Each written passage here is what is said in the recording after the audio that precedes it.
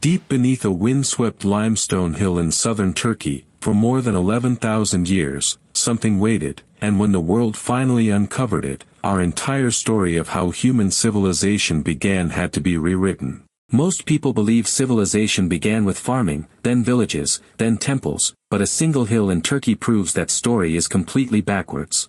The site is called Göbekli Tepe, in Turkish, Potbelly Hill, and it rises from the dry limestone scrubland of southeastern Turkey, about 15 kilometers northeast of the ancient city of Sanliurfa. Carbon dating of its oldest construction layers places them at approximately 9,600 BCE, making the site roughly 11,600 years old. Stonehenge, the monument most of us think of as unthinkably ancient, would not begin to take shape for another 6,600 years.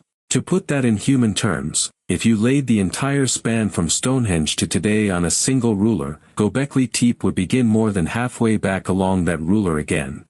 When this temple was new, the Great Pyramids of Giza were still 7,000 years in the future.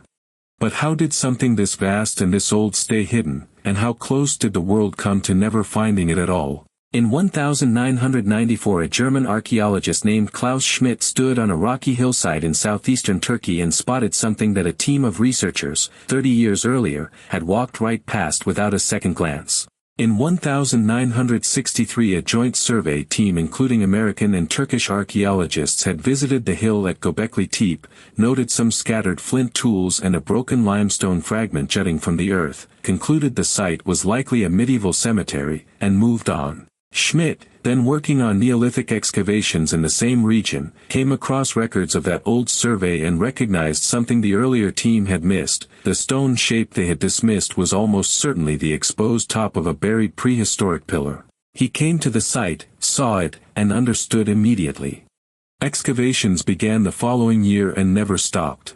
He devoted the next 2 decades to Göbekli Tepe and worked there until his death on July 20, 2014.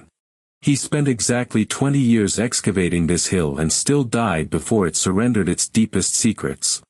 What Schmidt began to pull from the earth defied every assumption archaeologists had ever made about who was capable of building something like this. The people who raised these stone pillars had never planted a single crop, never tended a single herd of livestock, and had no permanent home to return to at the end of the day. Göbekli Tepe was constructed during what archaeologists call the pre-pottery Neolithic Age period, a time when the people of this region were still entirely hunter-gatherers, following wild animals across the plains of what is now Turkey and Syria. The excavations found no storage pits for grain, no hearths suggesting permanent habitation, no evidence of a settled community living on the site. For generations, the prevailing view among archaeologists was firm. Monumental architecture required an agricultural surplus first. You needed stored food to organize and sustain a large workforce over many seasons. Göbekli Tepe demolished that assumption the moment its first pillar was uncovered. These people built a cathedral before they built a kitchen. But what exactly did they build, and just how massive, how intricate, how deliberate was this structure?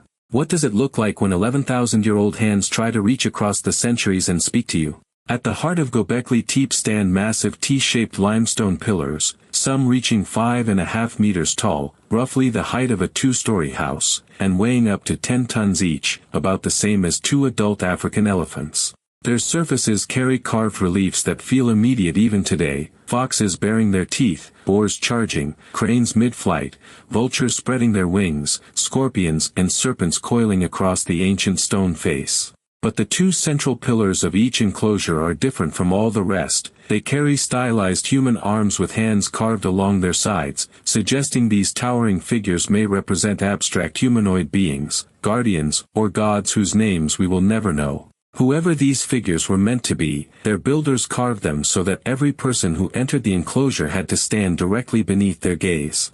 The existence of these pillars raises a question that once seemed almost impossible to answer. How did people without metal tools, without wheels, and without draft animals move 10-ton blocks of stone up a hillside? Almost no one outside of archaeology knows that the debris layers at Göbekli Tepe have yielded flint tools by the hundreds of thousands, the discarded chips of a construction effort that defies simple explanation. The builders worked entirely with stone implements, no copper, no bronze, no iron, and the limestone was quarried from bedrock outcrops on the hilltop itself, where an unfinished pillar can still be seen today, half separated from the living rock. Archaeologists believe the finished pillars were transported on wooden sledges or log rollers and then raised using earthen ramps and levers, techniques deduced from physical evidence left at the site. But the human scale of the project is staggering. Estimates based on the size of the enclosures and the weight of the material suggest that even a single circular enclosure would have required hundreds of people working in sustained coordination over an extended period,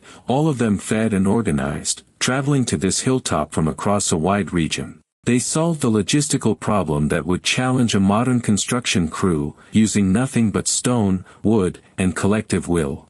If hundreds of people had to gather here and be fed over many seasons, then someone had to organize that effort, and that act of organization may have triggered the most consequential change in all of human history. Around 8000 BCE, someone walked through the enclosures at Göbekli Tepe, past the carved foxes, past the towering central pillars, and then began, slowly and methodically, to bury it all. The burial of Göbekli Tepe was not accidental and not the work of an invading force. Archaeologists can tell this because the fill material is not random rubble, it is a deliberate mixture of animal bones, flint tools, and soil, packed carefully into the enclosures layer by systematic layer, covering every carved surface and every carved face. The entire complex was intentionally erased from the landscape. Historians still debate the meaning of this act. Was it a ritual closure, a way of consecrating the space by ending it? A response to some unknown crisis? A form of sacred preservation, hiding what was too powerful to leave exposed?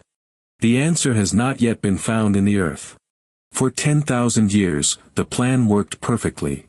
But the deliberate burial of this place may itself be a clue to Göbekli Tepe's deepest role in human history, a role that reaches far beyond religion. For a century the textbook story of civilization stated firmly that farming came first and religion built on top of it. Göbekli Tepe reverses that sequence and may prove that the opposite is true. Klaus Schmidt spent years developing the argument that Göbekli Tepe was not a product of civilization, it was its cause.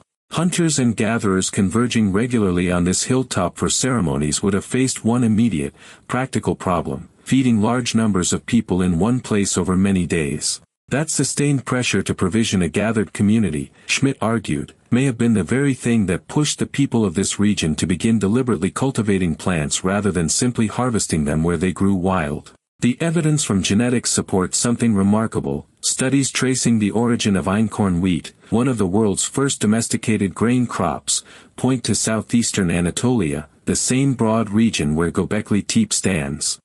It is possible that the impulse to build a sacred gathering place is precisely what first drove human beings to plant a field. And yet after everything this hill has revealed, we have barely begun to understand it, because almost the entire site is still untouched beneath the earth. Every fact in this video, every carved pillar, every animal relief, every clue about who built this place and why, has come from less than 5% of the total site. Ground-penetrating radar and geomagnetic surveys have revealed that the vast majority of Göbekli Tepe lies sealed beneath the hillside, with numerous additional enclosures still packed in more than 10,000 years of undisturbed earth. The site was designated a UNESCO World Heritage Site in 2018, securing international protection and bringing sustained research attention to the excavations. The work Klaus Schmidt began in 1994 continues today under the German Archaeological Institute, and each new season of digging produces findings that require the textbooks to be revised. What lies beneath the remaining 95% of this hill, no human eye has yet seen. We have spent 11,000 years walking past the most important archaeological site on Earth, and we have barely opened the door.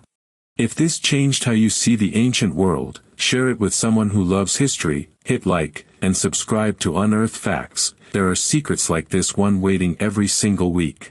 If this blew your mind, smash the like button, it helps more people discover these hidden stories. Share this with someone who loves history, and subscribe to Unearthed Facts so you never miss a secret.